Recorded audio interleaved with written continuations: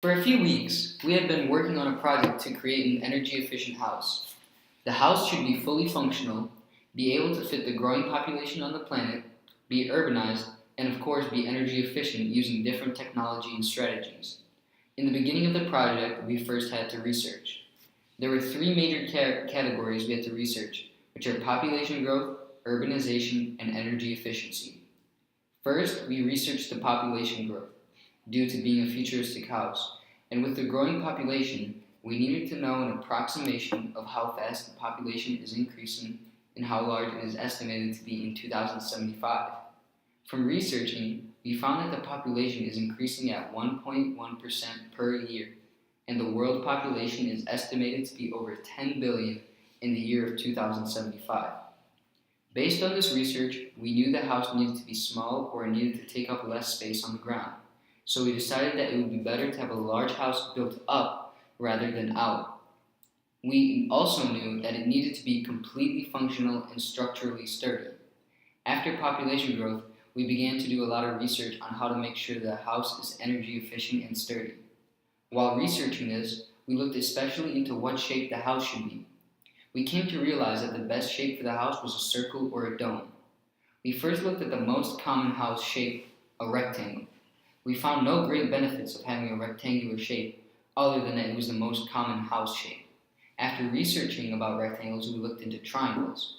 It was discovered that triangles are also a very sturdy shape, as the pressure of the house and other forces are distributed equally between the three sides. We had discovered that circles, domes, were the best shape because they circulate air well and are very structurally sound.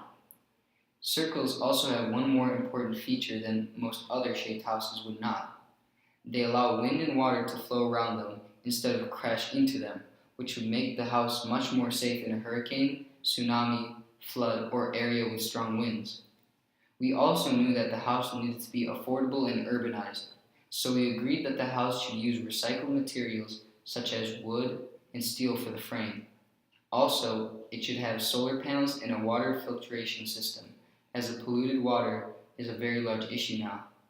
Another large world issue is pollution, and we wanted to make sure our house was as green as possible, meaning that it would run solely on natural energy sources, with absolutely no fossil fuels burned in the process. After all this planning and research, it was time to make a visual display of the house, and it was at this point where we found issues creating what we wanted in time on a computer. The very first issue was figuring out how large the house was on the computer. Then we ran into another issue where we found that we could not make the house in a perfectly circular shape on the program we used. As you can see, we never found an exact solution, but we did create this shape, and we hope you can try to imagine it as a circle. Piece by piece, the house came together with few little issues with the program along the way, but in the end it all worked out. Starting from the front entrance, when you first enter the house, you see a family room and a living room. Within the family room, there is a few pieces of furniture. Next, when you enter the living room, you will see a couch, table, and television. Then, as you continue into the house, you will enter the kitchen and the dining room. The house was designed with an open floor plan concept to ensure the house flowed together and use the space to its maximum potential. Going back near to the front entrance on your right, you will see a full bathroom. And right before that, you will notice a dining room table. Heading to the back of the house, you will see two rooms. Both have a bed and a window and a wardrobe.